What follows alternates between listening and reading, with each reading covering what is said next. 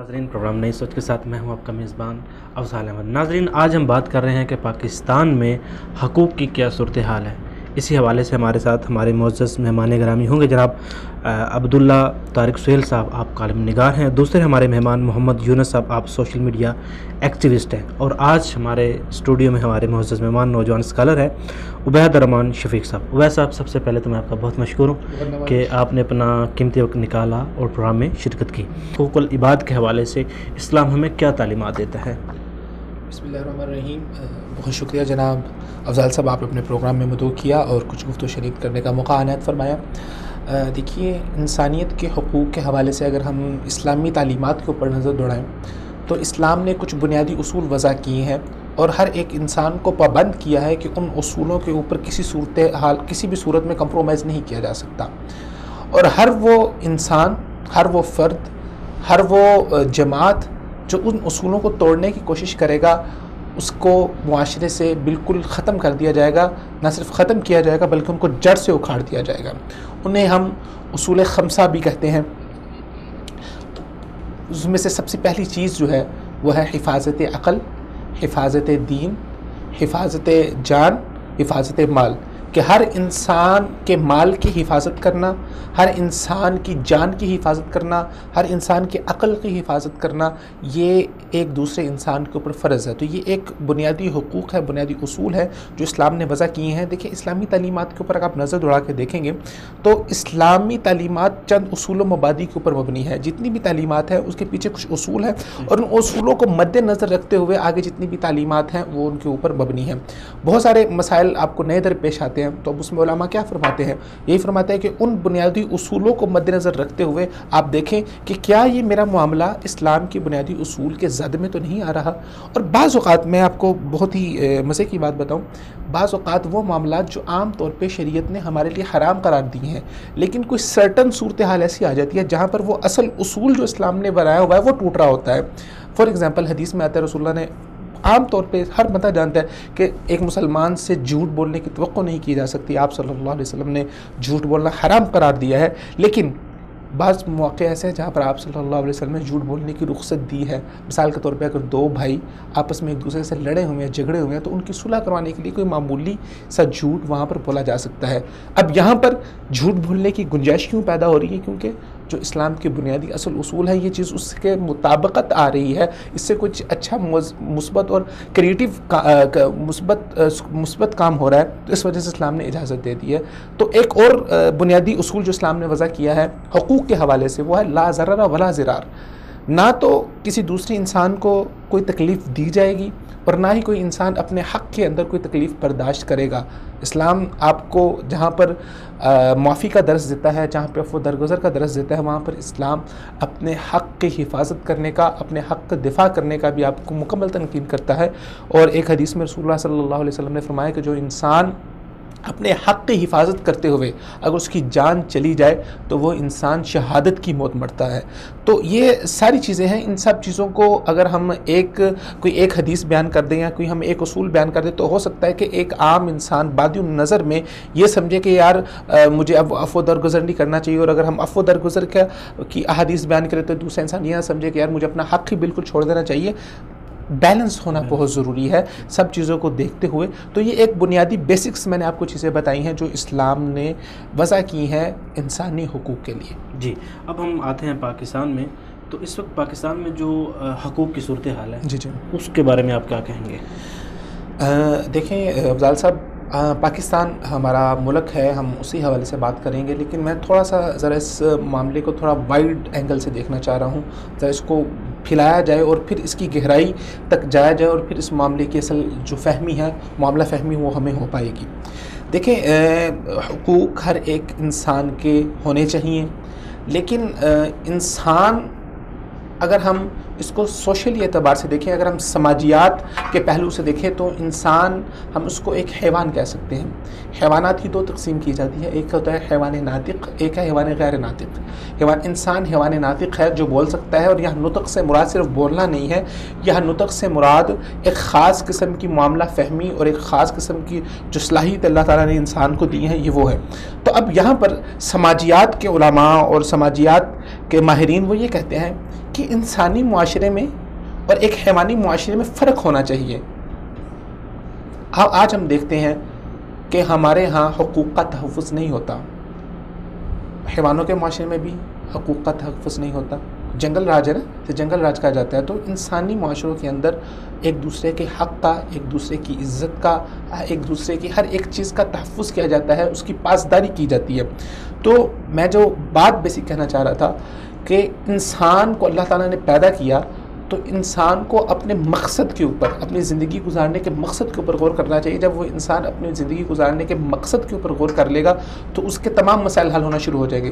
جب آپ کا مقصد الٹیمیٹ پاور ہوگا، جب آپ کا مقصد پیسے کا حصول ہوگا، چاہے وہ حلال سے آ رہا ہے چاہے وہ حرام سے آ رہا ہے، تو پھر آپ دوسروں کے حقوقوں کو پامال کریں گے. تو بنیادی میں سمجھتا ہوں کہ حقوق کی بحث میں پڑھنے سے پہلے ہمیں یہ اس بات کا تعین کر لینا چاہیے کہ انسان کی تخلیق کا مقصد کیا ہے، جانوروں کی تخلیق کا مقصد کیا ہے. اللہ تعالیٰ قرآن میں فرماتے ہیں کہ اللہ تعالیٰ نے انسان کی تابعداری کے لیے، انسان کی خدمت کے لیے جانوروں کو بنایا. جی، جانوروں کو پیدا کیا. ابھی ہمیں جون کے عبداللہ ترک صاحب نے ان سے بات کرتے ہیں. السلام علیکم سر. سر آج ہم بات کر رہے ہیں پاکستان میں انسانی حقوق کی صورتحال. تو آپ اس حوالے سے کیا کہیں گے کہ کیا پاکستان میں رہنے والے تمام انسانوں کو حقوق مل رہے ہیں؟ دیکھیے، انسانی حقوق کے دو پارٹ ہیں. ایک تو وہ حقوق جو ہر معاشرے میں سماجی طور پر دیے جاتے ہیں، قانونی طور پر دیے جاتے ہیں. تو وہ تو پاکستان میں جو صورتحال ہے آپ کے سامنے 1947 کے بعد سے معاشرے کا جو غریب طبقہ ہے اس کی نہ قانون تک رسائی ہے نہ عدالت تک، اور ملکی وسائل جو ہیں وہ ایک طبقے کے پاس مرتکز ہو گئے ہیں. اور میرا خیال ہے کہ جتنا ارتکاز ایک طبقے میں معاشی وسائل کا پاکستان میں ہے، دنیا میں اس کی مثالیں بس 2-4 ہی اور ملے گی. جی. تو یہ ایک مسلسل عمل کے ذریعے مسئلہ حل ہو سکتا ہے، لیکن وہ ہمارے ہاں وہ عمل جاری نہیں رہتا. دوسرا حصہ جو خاص طور پر انسانی حقوق کے حوالے سے یعنی یہ اصطلاح جو ہے وہ جس کے لیے استعمال ہوتی ہے وہ یہ ہے کہ آزادی اظہار کے نام پر جو حق ملنا چاہیے وہ تو بہت دور کی بات ہے. یہاں کچھ نہ کہنے والے لوگوں کو بھی اٹھا لیا جاتا ہے، گرفتار کر لیا جاتا ہے. اور یہ جو کچھ عرصے سے آپ سن رہے ہیں، خاص طور پر یہ جو پرویز مشرف کے دور کے بعد سے جو صورتحال ہے وہ بہت زیادہ بگڑی ہے. جی. اور اب تو وہ تقریباً انتہا تک پہنچ گئی ہے.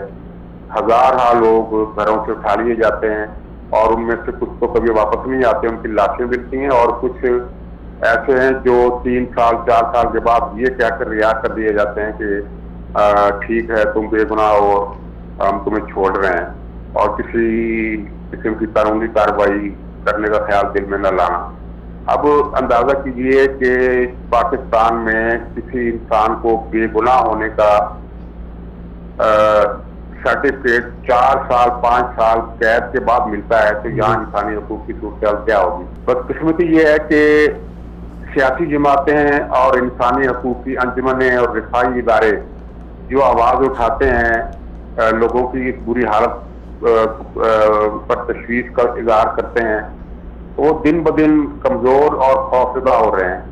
یہی وجہ ہے کہ اگر آپ دیکھیں اخبارات اٹھا کر تو کسی بھی سیاسی جماعت کی طرف سے آپ کو انسانی حقوق کی صورتحال پر کوئی بیان نہیں ملے گا.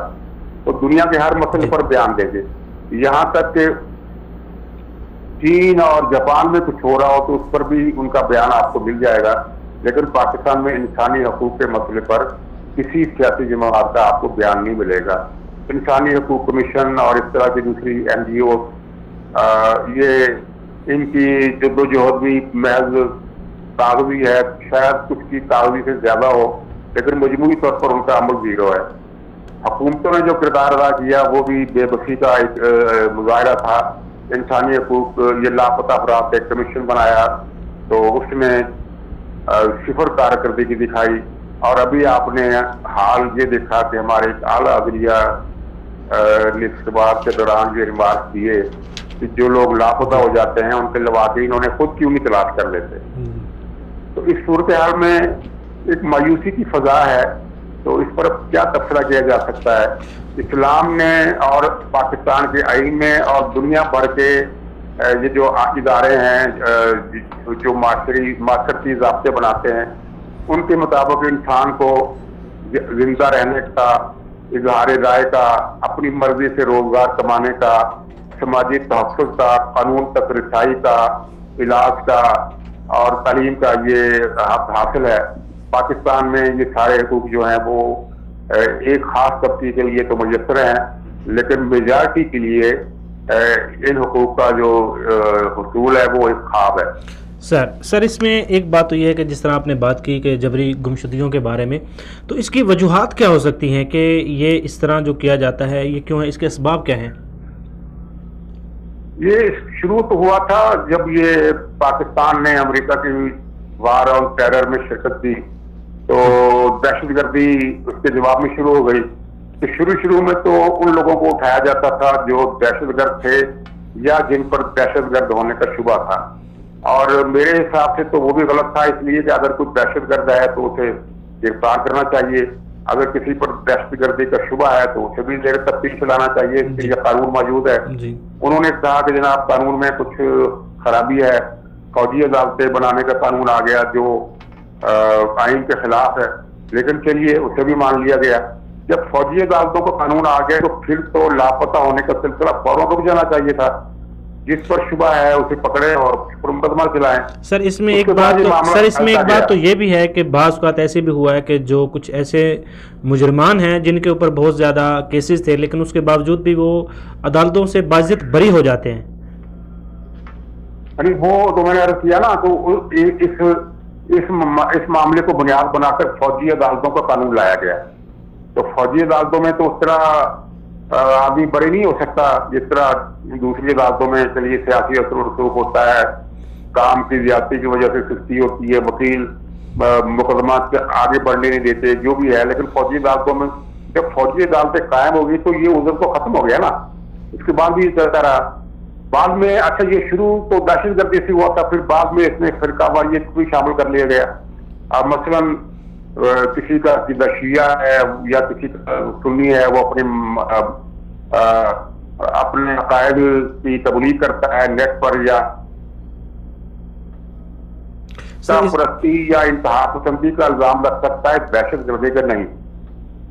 اگر آپ یہ کہیں کہ جناب فلاں مسئلہ غلط ہے، کسی بھی مسئلے کو کہیں تو یہ ایک جرم بنتا ہے دوسروں کی دل آزاری یا اشتعال پھیلانے کا، لیکن اس کا دہشت گردی سے کوئی تعلق نہیں ہے، کیونکہ مسلک اور فرقہ اور لسانی اور نسلی بنیادوں پر تعصبات کی شکل دنیا کے ہر معاشرے میں اور پاکستان میں بھی موجود رہی ہے۔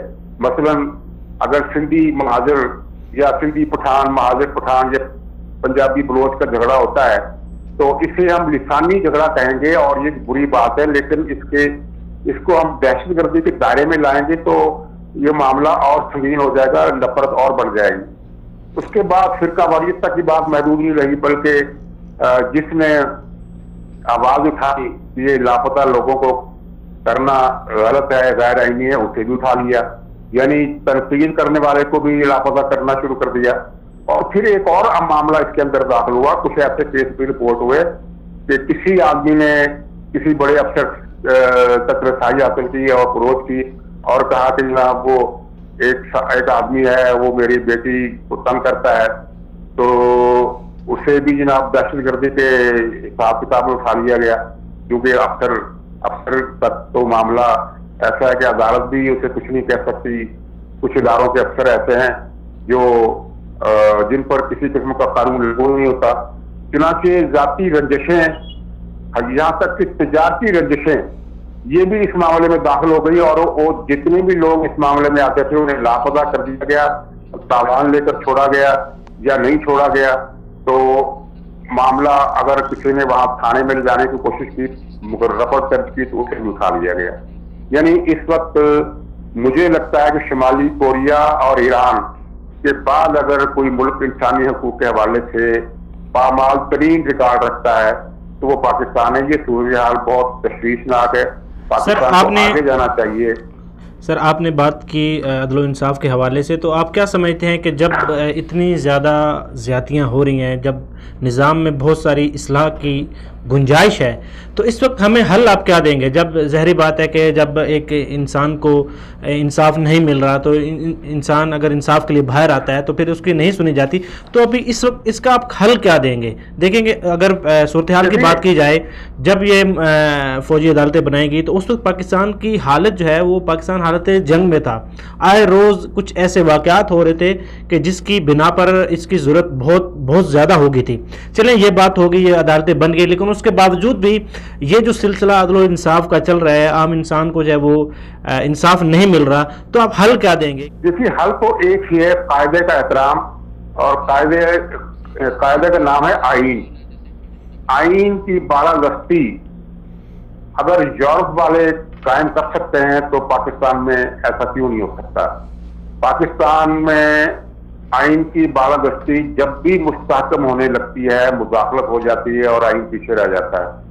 اس وقت اگر آپ نوٹس کر رہے ہوں تو پاکستان کی میڈیا پر پابندیاں ہیں، وہ کچھ سے چیزیں نشر نہیں کر سکتا، وہ کچھ باتوں پر پروگرام نہیں کر سکتا۔ باقاعدہ غیر مجاز اتھارٹی کی طرف سے ٹیلی فون آتا ہے کہ آپ کل فلاں پروگرام کر رہے ہیں، اسے منسوخ کر دیں۔ اخبارات کو ہدایت ملتی ہے کہ فلاں خبر آپ نے لیڈ کے طور پر لگانی ہے، اور فلاں خبر جو آ رہی ہے اسے آپ نے نہیں لگانا، یا اگر لگانا ہے تو چھوٹا 2 کالم سنگل کالم کر کے صبح 3 پر اندر کے کسی صبح پر دے دیں۔ اور یہ آرڈر کسی مجاز اتھارٹی کی طرف سے نہیں آتے۔ اول تو مجاز اتھارٹی کو بھی یہ آرڈر جاری کرنے کا اختیار نہیں ہے۔ جو پاکستان میں ہو رہا ہے، کوئی کچھ کہہ رہا ہے، کوئی واقعہ ہو رہا ہے تو اس کی خبر چھپنی چاہیے۔ چنانچہ آپ دیکھتے ہیں کہ اگر 500 آدمی جلوس نکالتے ہیں کچھ لوگوں کی مرضی سے، کچھ بالادست لوگوں کی مرضی سے، تو ٹی وی اس کی 24 آورز کوریج کرتا ہے۔ جی بالکل، اس کا پہلو تو ایک یہ ہو گیا سر۔ اس میں اگر ایک دوسرا اس کا پہلو بھی دیکھیں، جیسا آپ نے بات کی کہ پاکستان میں جو الیکٹرانک میڈیا ہے اس کی آزادی کے حوالے سے، تو دیکھیں اس وقت اگر آپ دیکھیں تو پاکستان میں جو دکھایا جا رہا ہے، در حقیقت پاکستان کا یہ چہرہ ایگزیکٹ چہرہ نہیں دکھایا جا رہا۔ نیگیٹو نیوز بہت زیادہ دی جا رہی ہیں، پازیٹیو نیوز نہیں دی جاتی۔ آزادی کی بات کریں تو آپ اگر مارننگ شو دیکھیں تو مارننگ شو میں جن مواد کے اوپر پیمرا کی طرف سے پابندی ہے وہی مواد نشر کیا جا رہا ہے، غیر اخلاقی مواد نشر کیا جاتا ہے، ڈانس کلچر جو ہے وہ سامنے لایا جائے۔ تو سر ہم یہ اس کو کس اینگل سے ہم دیکھیں گے کہ ہم کس طرح کہہ سکتے ہیں کہ ہمارا میڈیا آزاد ہے؟ جو ڈانس کلچر ہے اور اسی قسم کے دوسرے کلچر ہیں جو پاکستان پر اس وقت چھائے ہوئے ہیں، جی اس کے پیچھے یہ پلاننگ ہے کہ لوگوں کی توجہ دوسرے مسائل سے ہٹانے کے لیے انہیں اس طرف لے جاؤ۔ یہ ایک اخلاقی انارکی میں جب ایک نئی نوجوان نسل جب پڑ جائے گی، جب اسے اس میں ڈال دیا جائے گا تو ظاہر ہے پھر وہ پازیٹیو سوچ کے لیے ان کے پاس وقت کم ہو جائے گا اور وہ سسٹم کے لیے مسئلہ نہیں بن سکیں گے۔ یہی نوجوان جو اس طرح کے پروگرام دیکھتے ہیں، اس طرح کی ایکٹیویٹیز میں شریک ہوتے ہیں، اگر بنیادی انسانی حقوق کا مطالبہ کرنے کے لیے یا جمہوری حقوق کا مطالبہ کرنے کے لیے یا عوام کو بنیادی سہولتیں لازمی سہولتیں فراہم کرنے کے مطالبے کے حق میں سڑکوں پر آ جائیں تو سسٹم کے لیے مسائل پیدا ہوں گے۔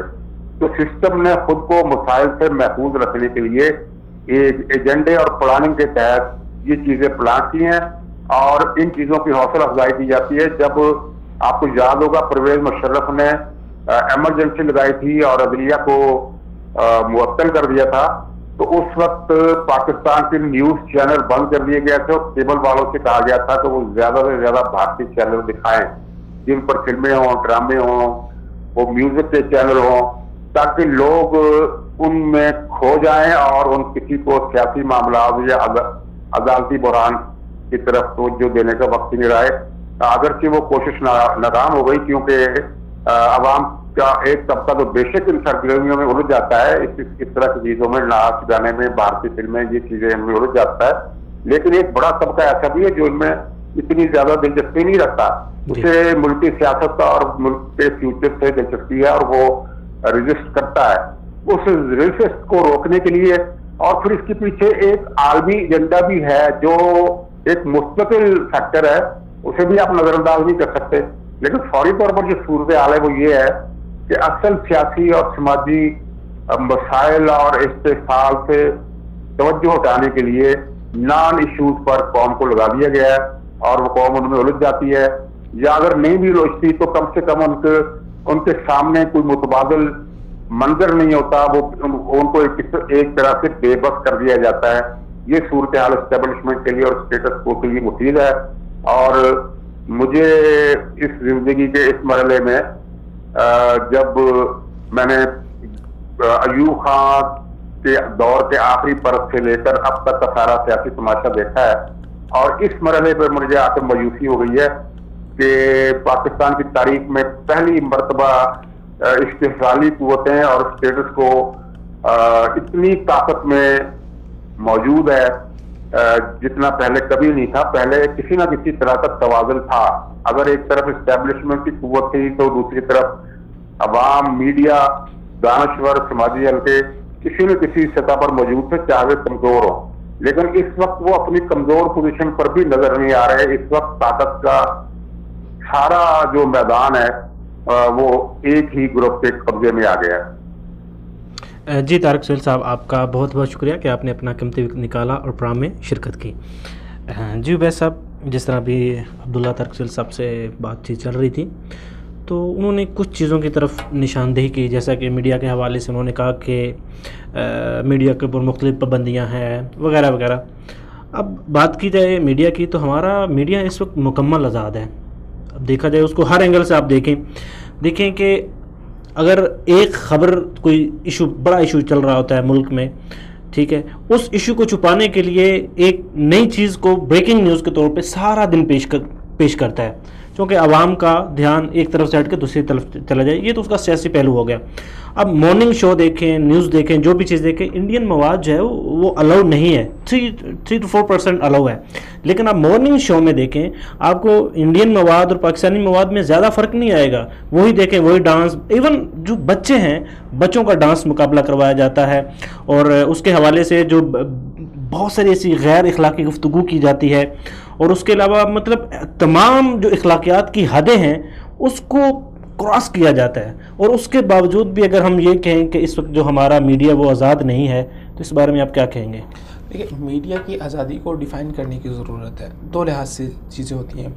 मीडिया होना चाहिए, मीडिया के बगैर आप अगर के अपने मुआशरे को सस्टेन कर सके तो मुश्किल हो जाता है। सुतून है मीडिया, सुतून है, मुआशरे का अहम सुतून है मीडिया। मीडिया के कुछ बुनियादी मकासद और कुछ अहदाफ होते हैं, लेकिन बदकिस्मती से हमारा मीडिया अपने मकासद और अपने अहदाफ को भूल चुका है और उनका एक ही हद बन चुका है, वो है बिज़नेस, और वो है पैसा। किस तरह वो पैसा कमाए, तो उसके लिए फिर उनको जो भी चीज़ें करनी पड़ती हैं वो करते हैं, सनसनी डालते हैं। हमारा सबसे बड़ा इशू ये आ रहा है कि हम लोग जो भी टीवी चैनल के ऊपर एक तो है कि देखा देखी, नए से नए चैनल्स आ रहे हैं। अब इतने ज़्यादा चैनल्स आ रहे हैं तो उतना ज़्यादा कंटेंट आना चाहिए। अब कंटेंट ज़्यादा हो जाता है ना, कंटेंट के लिए आपको क्रिएटिव चीज़ों के ऊपर काम करना चाहिए। आप नए से नए आइडियाज़ के ऊपर काम करें, उसमें कोई ममानत नहीं है, लेकिन उन आइडियाज़ के अंदर, उनके उस क्रिएटिविटी के अंदर आप देखें कि आप सोसाइटी के अंदर पॉजिटिविटी कितनी आम कर रहे हैं, आप नेशन मेकिंग कंटेंट कितना लेके आ रहे हैं, आप कौम की तरबियत कितनी कर रहे हैं जिस पर आपके मुस्तकबिल का इन्हिसार है। हमारे यहाँ क्रिएटिव चीज़ों के ऊपर काम करने की बजाय तकलीदी चीज़ों को थामा जाता है। और तकलीद हम किसकी करते हैं? मीडिया के अंदर हम तकलीद करते हैं। जो बॉलीवुड की इंडस्ट्री उसने अपने आप को बहुत इवॉल्व किया है तो हम उनकी तकलीद करते हैं। हम यूरोप की इंडस्ट्री को, हम हॉलीवुड को, उनकी तकलीद करते हैं। तो हम ज़्यादातर तकलीदी चीज़ों के ऊपर आते हैं और उन चीज़ों को हम जो है ना अपने मीडिया के ऊपर अप्लाई करने की कोशिश करते हैं।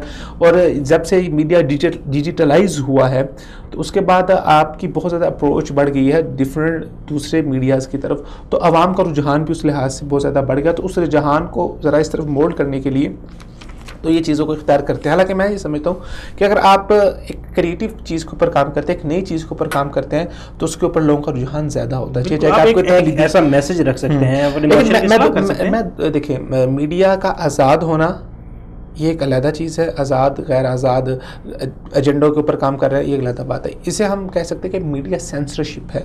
मीडिया को सेंसर कर दिया जाता है। मीडिया को सेंसर नहीं होना चाहिए।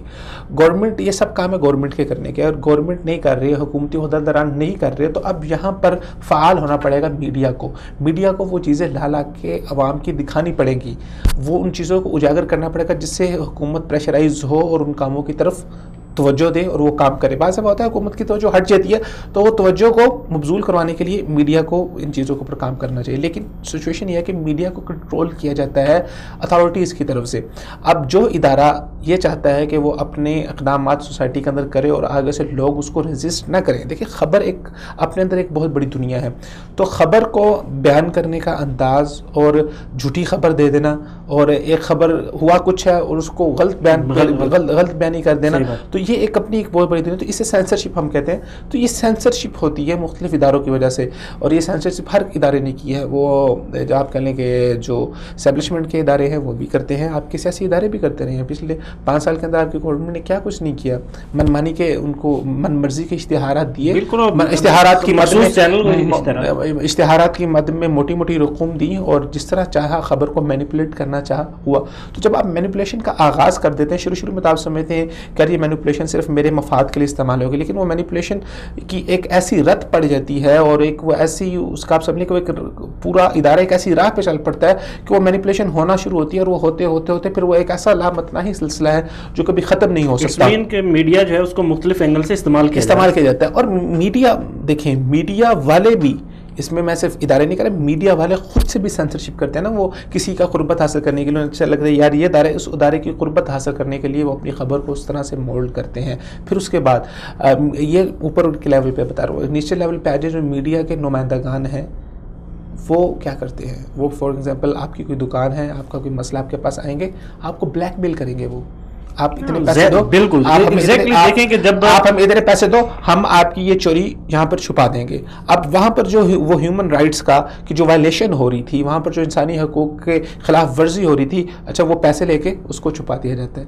تو یہ ساری چیزیں بالکل جب انوالومنٹ ہوتی ہے تو پھر اس وقت میڈیا کا چیک اینڈ بیلنس اور اس کے پابندیاں لگانا یہ ضروری بن جاتا ہے. کا کردار اگر میڈیا کا کردار ہوتا, اگر میڈیا اپنا اچھے اپنے مقاصد کو مد نظر رکھتے ہوئے کام کر رہا ہوتا, تو آج جو میڈیا والے رونا رو رہے ہیں کہ جی ہمیں اٹھایا جا رہا ہے, ہمیں یہ کیا جا رہا ہے, آپ لوگوں نے ہی سمجھوتے کیے, آپ لوگوں نے ہی کمپرومائز کیے, آپ لوگوں نے ہی لفافے قبول کیے, آپ لوگوں نے سب کچھ کیا, اب اس کا نتیجہ بھگتے رو کیوں رہے ہیں. جی بالکل. اچھا دوسری بات یہ ہے کہ ہمارے میڈیا کا ہمیشہ نیگیٹو رول رہا ہے, اس چیز کو ایکسیپٹ کرنا چاہیے, کیونکہ اب کیا پاکستان میں صرف اور صرف سیاسی شخصیات ہی رہ گئی ہیں. اب دیکھیں آپ اپنے میڈیا کو دیکھیں تو جو ایک عام آدمی ہے اس کے حقوق کی آواز, حق کی آواز, اس کے مسائل کو کبھی بھی بیان نہیں کیا جاتا. آپ دیکھیں کہ پاکستان جب سے آزاد ہوا ہے تب سے لے کے اب تک جتنے بھی میڈیا ہے پاکستان میں, آپ سب کو دیکھ لیں اور اس میں سے آپ صرف ریشو نکالیں کہ میڈیا نے جو صرف عام عوام کے لیے اور مسائل کو اجاگر کرنے کے لیے کتنا کام کیا ہے.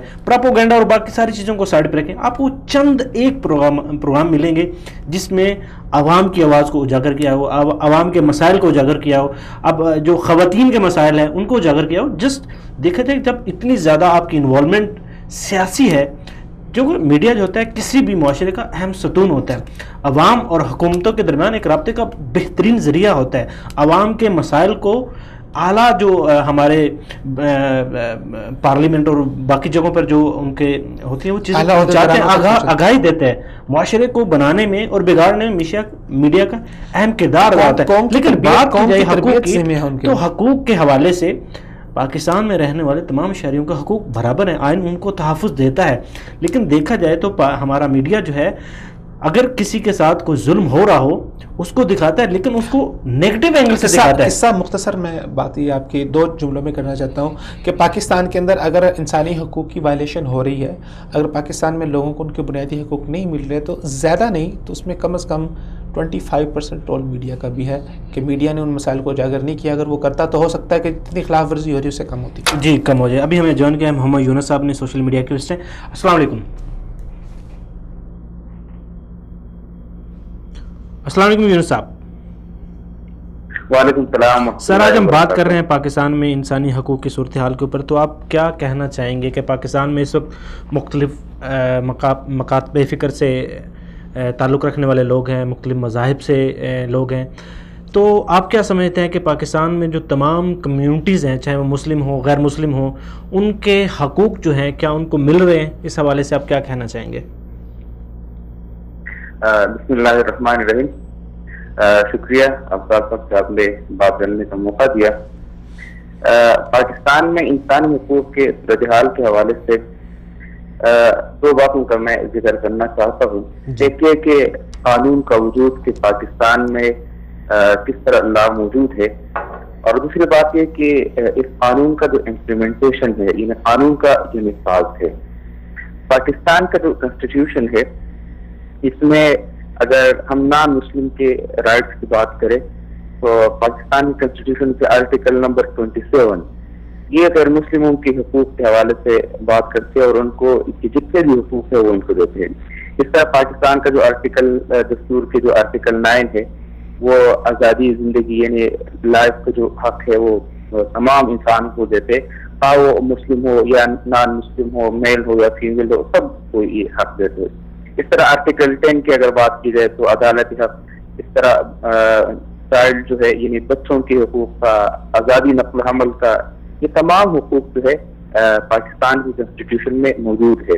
اس طرح کنسٹیٹیوشن آف پاکستان جو ہے یہ ہمیں تنظیم سازی کا حق دیتے ہیں، کاروبار کا حق دیتے ہیں، ایجوکیشن کے حوالے سے میراث کے حقوق، یہ تمام حقوق ہمارے اس کنسٹیٹیوشن میں موجود ہے۔ لیکن اب یہاں پر بات یہ ہے کہ آیا اس قانون کا جو امپلیمنٹیشن ہے یہ کس حد تک موجود ہے۔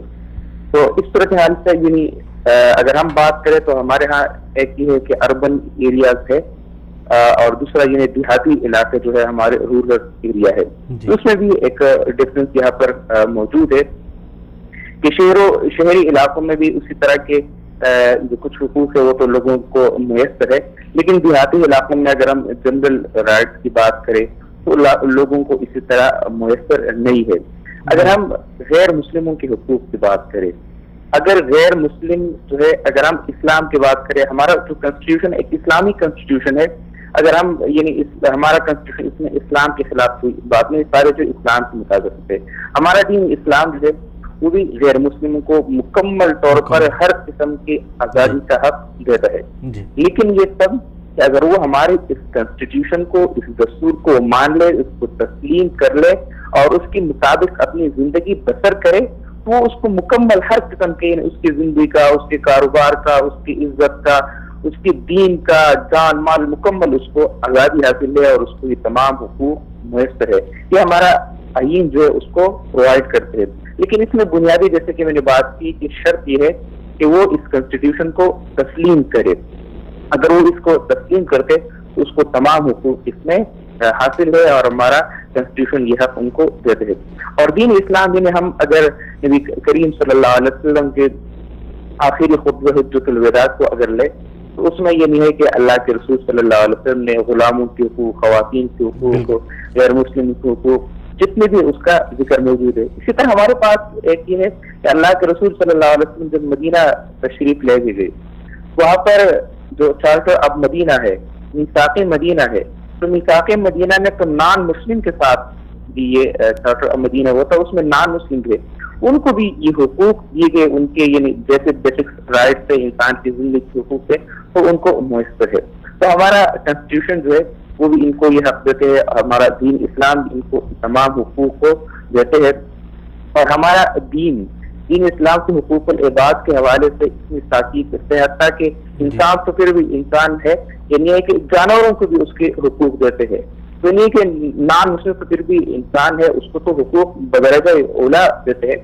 اور جیسے کہ دین اسلام اور قرآن بھی اس حوالے سے کہتے ہیں کہ اگر کس نے ایک انسانیت کی جان لی تو گویا یہ ایسا ہے کہ اس نے پوری انسانیت کی جان لی، ومن احیاها فکأنما احیا الناس جميعا، اور جس نے ایک انسانیت کی جان بچائی وہ ایسا ہے کہ اس نے پوری انسانیت کی جان بچا لی ہے۔ جی یونس صاحب، جی یونس صاحب، ابھی ہم بات کریں کہ ایون ہم پوری دنیا کی بات کریں، پوری دنیا میں اس وقت ہیومن رائٹس کے مختلف ادارے ہیں جو کام کر رہے ہیں، جو بچوں کے حوالے سے، خواتین کے حوالے سے تمام جو حقوق کے اوپر کام کر رہے ہیں اور آواز اٹھا رہے ہیں، اور ہر جگہ پر جو ہے وہ ہیومن رائٹس جو ہے اس کا تحفظ کیا جا رہا ہے۔ تو آپ اوورآل اس کو کیا دیکھتے ہیں کہ جتنے بھی ہیومن رائٹس کے جو ادارے ہیں ان کی کارکردگی جو ہے وہ کس حد تک مؤثر ہے؟ یعنی انٹرنیشنل این جی اوز اور جتنے بھی ادارے ہیں، اگر ہمارے پاکستان میں بھی مختلف ادارے اس حوالے سے کام کرتے ہیں، تو عورت کی ایجوکیشن کے حوالے سے، تو عورت کی ایجوکیشن کے حوالے سے یعنی ہمارا دین اسلام بھی اس حوالے سے بات کرتے ہیں۔ یعنی اس پر انتہائی زور دیتے ہیں اور دین اسلام نے اس کو فرض قرار دیا ہے، اور ہمارے کنسٹیٹیوشن میں بھی یہ حق ہمیں حاصل ہے. لیکن ہاں وہ الگ بات ہے کہ ہمارے کنسٹیٹیوشن میں یہ حق ہمیں اس طرح میسر نہیں ہے. جیسے کہ پہلے اسٹارٹ میں نے یہ بات کی کہ شہری علاقوں میں اب یہ کہ خواتین کی ایجوکیشن کے حوالے سے ان کو تو سارے حقوق میسر ہے رائٹ پر، لیکن اگر آپ دیہاتی علاقوں کی بات کریں تو حتیٰ کہ پرائمری اسکول تک بھی لوگوں تک اویلیبل نہیں ہے، ان کے پاس موجود نہیں ہے. لیکن جتنے بھی انٹرنیشنل این جی اوز ہے یا لیکن یونس صاحب یہاں پر اگر تھوڑا سا دیکھا جائے کہ آج سے کچھ عرصہ پہلے کی بات کی جائے تو اس وقت جو ہے وہ پاکستان میں جو خواتین کے ایجوکیشن کے حوالے سے اس وقت بہت ساری ریسٹرکشن تھی، لیکن ابھی زمانہ چینج ہو رہا ہے، لوگ جو ہے اس بات کو سمجھ رہے ہیں، اس ضرورت کو سمجھ رہے ہیں. لیکن اب پہلے کی بنسبت اب کی جو صورتحال ہے وہ بہت بہتر ہے. خواتین کی ایجوکیشن کو بہتر بنایا جا رہا ہے، ان کے لیے انسٹیٹیوٹ قائم کیے جا رہے ہیں اور بہت ساری ایسی جو چیزیں ہیں خواتین کی اس کو اجاگر کیا جا رہا ہے. یہ بات آپ کی بالکل بجا ہے، درست ہے، بہتر اس میں آئی ہے. لیکن اس میں اگر آپ کو ایک بات بتاؤ، کچھ کسٹم اور ٹریڈیشن بھی ہوتے ہیں.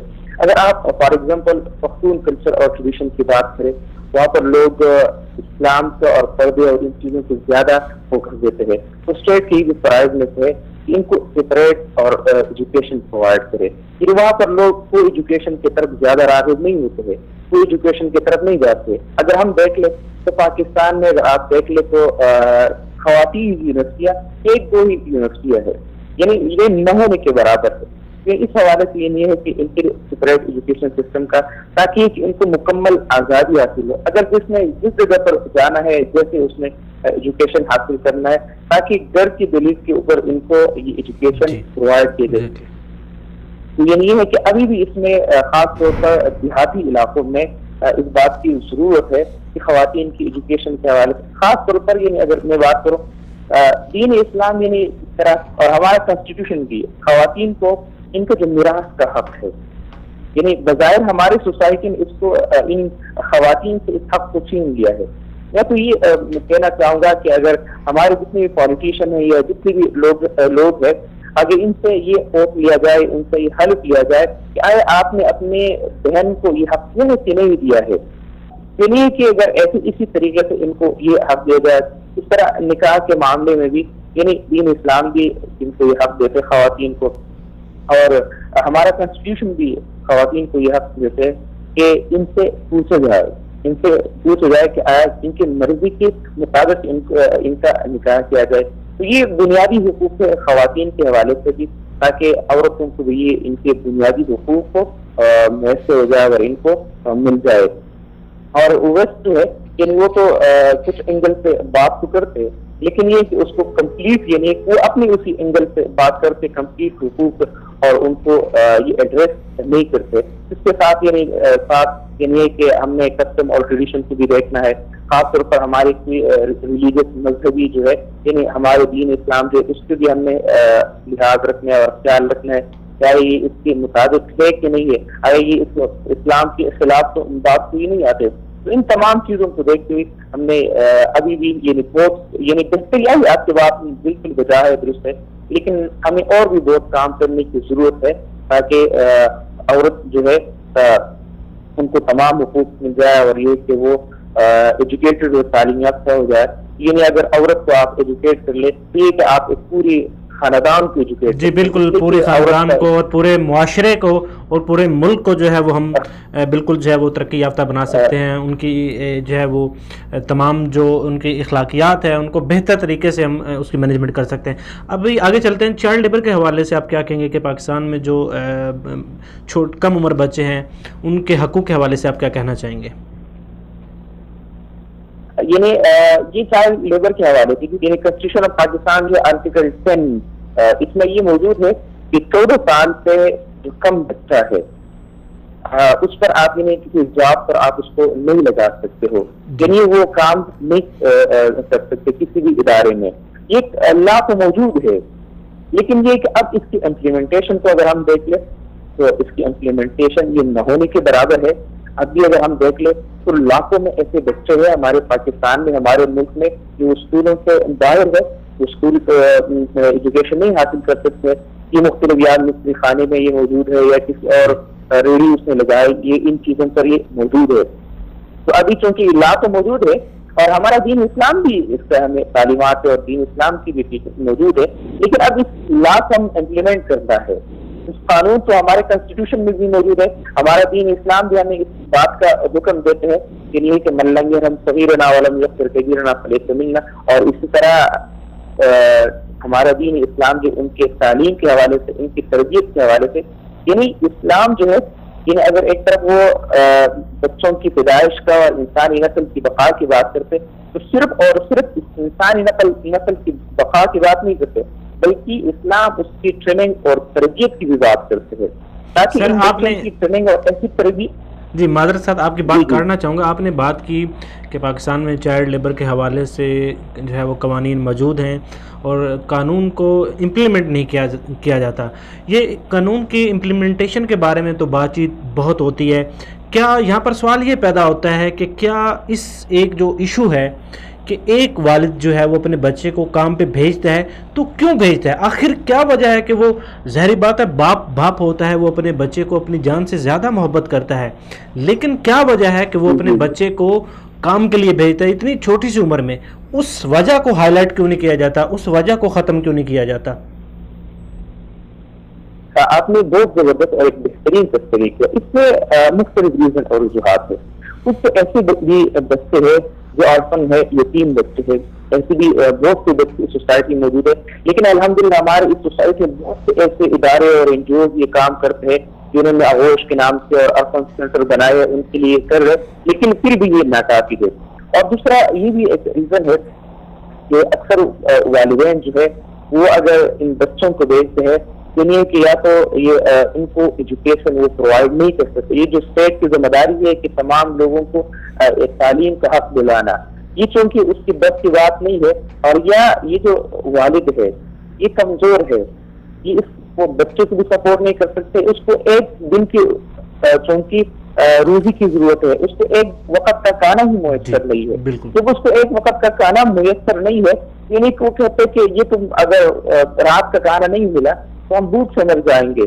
تو ظاہر بات ہے کہ اگر اس میں اپنے پیٹ بھرنے کے لیے اور اس آگ کو بجھانے کے لیے اس میں روزی کی تلاش میں نکلتا ہے، تو یہ ہوتی ہے اسٹیٹ سے وہی فرض بن جاتے ہیں اور یہ اسٹیٹ کے فرائض میں سے اور یہ شیروں کی بیسک رائٹس میں سے کہ وہ ان کو یہ فیسیلیٹیٹ کرے.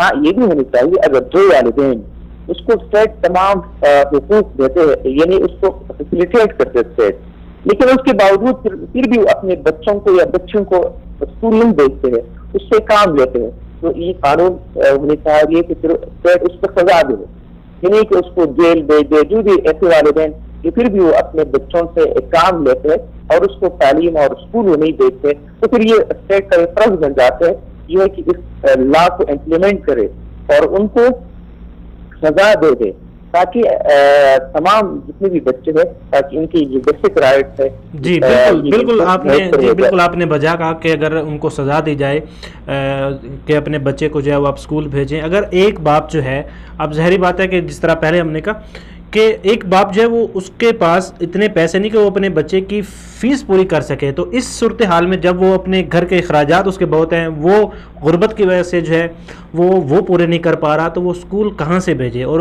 دوسری بات یہ ہے کہ کیا اس وقت پاکستان کی جو گورنمنٹ ہے وہ تمام بچوں کو جو ان کے بنیادی حقوق ہے جس طرح خوراک دینا، تعلیم دینا، تحفظ دینا، کیا وہ اپنے تمام جو حقوق ہیں جو عام عوام کے حقوق ہیں کیا وہ دے رہی ہے؟ کیا ایک والد جو ہے اگر اپنے بیٹے کو کام سے نکال کے اس کو تعلیمی ادارے میں داخل کرواتا ہے، کیا اس کے سارے جو اخراجات ہیں کیا حکومت برداشت کر رہی ہے؟ یعنی میں نے یہ جو سزا کی بات کی، میں نے اس صورتحال میں یہ بات کی کہ سزا اس صورتحال میں دینی چاہیے جب اسٹیٹ اپنے تمام فرائض کو پورے کرتے ہیں اور وہ ان کو جتنی بھی سہولتیں وہ میسر کرتے، اس کے باوجود بھی اگر والدین یہ اپنا فرض پورا نہیں کرتے پھر اس کے باوجود بھی والدین نہیں دیتے تو اسی صورتحال میں اسٹیٹ کو فرض ہوگا. اس کے علاوہ اسٹیٹ یعنی کہ اس کو سزا نہیں دے سکتے، اس لیے کہ اگر ہم دیکھ لیں شریعت کی نگاہ میں بھی سیدنا عمر بن الخطاب رضی اللہ تعالیٰ نے کچھ وقت میں کچھ حدود جو ہے اس کو اٹھائے تھے، اس کو نافذ نہیں کیے تھے. اس کا بنیادی ریزن یہ تھا کہ وہ اسٹیٹ لوگوں کو وہ حقوق میسر نہیں کر سکتے. اگر ہم ریسنٹ کی بات کر لیں پاکستان میں بچوں کے حقوق کے حوالے سے یا باقی جو بیسک رائٹس ہیں، یعنی کہ وہ سب لوگوں کو اسی طرح میسر نہیں ہے، نہ ایجوکیشن کے حوالے سے میسر نہیں ہے. یعنی ہمارے یہاں غذائی قلت بہت زیادہ موجود ہے، خاص طور یہ ہے کہ دیہاتوں میں بہت زیادہ یہ موجود ہے. اگر آپ سندھ کے رورل ایریاز میں سے اربن میں تو بہتر ہے، لیکن ایک انٹیریئر سندھ میں اگر آپ بات کریں یا ایک بلوچستان میں، اسی طرح خیبر پختونخوا میں، یا یعنی کہ باقی جو ایسے بہت سے علاقے ہیں جنوبی پنجاب کے کچھ علاقے یہاں پر بالکل یعنی ہے کہ حقوق ان کو مکمل طور پر موجود نہیں ہے، ان کو حقوق میسر نہیں ہے. اس صورتحال میں یہ اسٹیٹ کا یہ فرض بن جاتا ہے کہ ان بچوں کو ان کی بنیادی حقوق دیا جائے، اور یعنی جیسے کہ خوراک کا حق ہے، باقی ایجوکیشن کا. تو یہ ہے کہ اسٹیٹ ابھی بھی بہت کچھ کرنے کا ضرورت ہے. جی بالکل، ابھی بھی بہت سارے ایسے پہلو ہیں جس کے ریاست کو جو ہے وہ کام کرنا چاہیے. عوام کو جو ان کے بنیادی حقوق ہیں وہ جو سب سے پہلے اولین ترجیح ہے یہی ہونے چاہیے. چونکہ ویسے ہمارے پروگرام کا وقت بالکل اختتام کی طرف ہے، تو آپ سے آخری سوال یہ کرنا چاہوں گا کہ اس وقت پاکستان میں مختلف کمیونٹیز جو ہیں وہ رہتی ہیں، مسلم بھی و غیر مسلم بھی. تو آپ کیا سمجھتے ہیں کہ ہمارے معاشرے میں جو اسپیشلی جو غیر مسلم کمیونٹیز ہیں ان کے جو رائٹس ہیں، کیا ان کو ایگزیکٹلی ان کے رائٹ مل رہے ہیں؟ رائٹس کے اگر ہم غیر مسلم اقلیتوں کے حوالے سے بات کریں تو دیکھیں عوام کے اندر تعلیم اور علم کے ساتھ شعور ڈیولپ ہوتا ہے. اگر آپ بات کرتے ہیں شہری علاقوں کی تو وہاں پر بہت حد تک یہ چیزیں ختم ہو سکی ہیں، لیکن اگر ہم جاتے ہیں ذرا دیہاتی علاقوں میں جاتے ہیں جہاں پر صحیح طرح سے بھی شعور نہیں پہنچا، لوگوں کو تک تعلیم عام نہیں کی گئی، وہاں پر کچھ بھید بھاؤ رکھا جاتا ہے ابھی بھی. تو یہ کچھ سچویشن ہے. اس میں اصل جو کام تھا وہ کرنا تھا ہماری حکومت ہے، لیکن میں کہتا ہوں کہ 70 سال سے ہماری حکومتیں اس حوالے سے بالکل ناکام رہی ہیں کہ وہ عوام کو ان کی بنیادی سہولیات اور بنیادی حقوق فراہم کر سکیں. قوانین تو بنے ہوئے کہ تمام شہری حقوق ہیں. قوانین بنے ہوئے ہیں. قوانین دیکھیں، قوانین کس چیز کا قانون نہیں بنا ہوا؟ کیا اینٹی کرپشن کے خلاف قوانین نہیں بنے ہوئے؟ ہوتی ہے کہ نہیں ہوتی؟ سب کچھ ہو رہا ہوتا ہے. بات ہے امپلیمنٹیشن کی. ہماری حکومتیں بری طرح سے ناکام رہی ہیں ان کو امپلائی کرنے میں، ان کو نافذ کرنے میں. تو اس کے اوپر سنجیدگی سے غور کرنا ہوگا. یہ معاملات ہمارے ہاں ایک ثانوی حیثیت کے ہیں، لیکن میں سمجھتا ہوں کہ یہ بنیادی معاملات ہیں. جب تک ان معاملات کے اوپر آپ نہیں کریں گے معاشرے کے اندر امن نہیں آ سکتا، معاشرے کے اندر سکون ڈیولپ نہیں ہو سکتا. جو ہیومن رائٹس کے حوالے سے ہمارے ہاں ادارے بھی ہیں، کام بھی کر رہے ہیں. ہیومن رائٹس کی کارکردگی کے حوالے سے آپ کیا کہیں گے؟ ہیومن رائٹس کی منسٹری پتہ نہیں ستوپی کی صحیح ہے، کیا کر رہی ہے، کیا ریزلٹس ہیں، کیا آ رہے ہیں. بس ابھی انہوں نے جو موجودہ گورنمنٹ ہے، مجھے خوشی ہوئی دیکھ کے کہ انہوں نے ہیومن رائٹس کے حوالے سے انہوں نے کچھ اقدامات کیے، لیکن یہاں پر بہت سنجیدگی سے غور کرنے کی ضرورت ہے. پاکستان کے اندر نہ چاہتے ہوئے بھی کچھ طبقاتی تقسیم ہو چکی ہے. ایک آپ سمجھ لیں کہ جسے آپ کہہ لیں کہ سیکولر طبقہ ہے اور ایک مذہبی طبقہ ہے. تو ہمارے یہاں زیادہ تر ہیومن رائٹس کی بات سیکولر طبقے کی طرف سے اٹھائی جاتی ہے اور وہ ان کو اپنے خاص مقاصد کے لیے استعمال کرتے ہیں. تو ہیومن رائٹس کے اندر آپ کو دونوں طبقوں کی نمائندگی چاہیے، تاکہ جو اسلام نے ہمیں نظام دیا ہے اور جو جدید نظامات ہیں ان کے ساتھ ملا کے یہ ہے کہ اس کا امپلیمنٹیشن شروع کی جائے. اور میں تو کہتا ہوں کہ جس طرح ایک اینٹی کرپشن کا ادارہ ہے، اس طرح ایک اینٹی ہیومن رائٹس کا بھی ادارہ ہونا چاہیے جو ریڈز کرے جا کے، جو نچلے لیول کے اوپر جو جائے، پولیس تھانوں کے اندر جائے، جو اداروں کے اندر جائے، جہاں پر وہاں پر ریڈز کرے. اور جو کوئی ایسی پرابلم ہو رہی ہے پرائیویٹ اداروں کے اندر خواتین کو ہراساں کرنے کے واقعات ہوتے ہیں اور بہت ساری چیزیں ہیں، بچوں کے ساتھ بدسلوکیاں ہوتی ہیں، بہت سارے معاملات ہیں، تو وہ ریڈز کرے باقاعدہ. ان کے ساتھ پولیس کی اتھارٹی ہو اور باقاعدہ ان کے جیسے جو علیحدہ سے انکم ٹیکس والوں کی پولیس علیحدہ سے بنی ہوئی ہے، میرے خیال سے اینٹی ہیومن رائٹس پولیس بھی باقاعدہ سے بننی چاہیے اور ان کے کورٹس بھی علیحدہ سے بننے چاہیے. جیسے انسداد دہشت گردی کی عدالتیں ہیں، انسداد انسانی حقوق کی عدالتیں بھی ہونی چاہیے جس کے اوپر فی الفور عمل ہو. جی فی الفور عمل ہو. جی عبید الرحمان صاحب، آپ کا بہت شکریہ کہ آپ نے اپنا قیمتی وقت نکالا، اور پرائمری شرکت کی اسی طرح عبداللہ طارق سہیل صاحب آپ کا بھی بہت بہت شکریہ، محمد یونس صاحب آپ کا بھی بہت بہت شکریہ. جی ناظرین، اس وقت ہمارے ملک میں تمام ادارے موجود ہیں اور حقوق کے حوالے سے جو تمام شہری ہیں ان کو یکساں حقوق جو ہیں وہ ان کو ملنے چاہیے. لیکن مسئلہ یہ ہے کہ مسئلہ ابھی تک وہی کا وہی ہے کہ ان مسائل کو اجاگر نہیں کیا جا رہا، ان حقوق کو اجاگر نہیں کیا. قانون ہے لیکن امپلیمنٹیشن نہیں ہے. بہت ساری ایسی چیزیں ہیں جن کی طرف حکومت کو اس وقت جو ہے وہ توجہ دلانی چاہیے. حکومت جو ہے اس وقت ان کو سب سے پہلا یہ کام کرنا چاہیے, تو جو کرنا چاہیے وہ یہ ہے کہ اس وقت جو ہے اسپیشلی جو ہماری یوتھ ہے, یوتھ اس چونکہ اب آنے والے وقت میں, اور اسپیشلی یہ حکومت بھی جو ہے ان کا نعرہ جو ہے تو وہ یوتھ ہی تھا, لیکن یوتھ کے لیے ابھی تک کچھ بھی ایسا کام سامنے نظر نہیں آیا جس کو ہم کوئی ایسا سمبل کے طور پہ پیش کیا جائے. اگر دیکھا جائے یوتھ کے معاشی لحاظ سے دیکھا جائے تو اس وقت سب سے جو بڑا مسئلہ ہے وہ نوجوانوں کا مسئلہ, روزگار کا مسئلہ ہے, تعلیم کا مسئلہ ہے, اور بہت ساری ایسی چیزیں ہیں جو نوجوان نسل کو جو ملنی چاہیے لیکن اب تک نہیں ملی. تو امید کی جا سکتی ہے کہ یہ والی جو حکومت ہے اس وقت وہ ہماری نوجوان نسل کے یہ تمام مسائل جو ہے ان کو حل کرے گی, اور اس کے حوالے سے حقوق کے حوالے سے جیسا کہ تمام جو شہری ہیں وہ برابر ہیں, تمام جو شہری ہیں ان کے حقوق ان کو ملنے چاہیے, لیکن سب سے پہلے جو تمام شہریوں کے جو بنیادی حقوق ہیں وہ ضرور ملنے چاہیے. ان کو تحفظ ملنا چاہیے, ان کو خوراک ملنی چاہیے, غربت ختم ہونی چاہیے. اور اس کے علاوہ جو دیکھا جائے اگر بات کی جائے دیہاتوں کے حوالے سے, جو اس وقت جو سندھ اور بلوچستان میں اگر دیکھیں تو وہاں پر عوام بوند بوند کو ترس رہی ہے. اور جیسا کہ اس وقت جو چیف جسٹس صاحب نے بھی بہت اچھا ایک قدم اٹھایا کہ ڈیم کے حوالے سے ڈیم بنانا چاہیے, اور اس میں تمام عوام کو جو ہے وہ اس میں بڑھ چڑھ کے حصہ لینا چاہیے.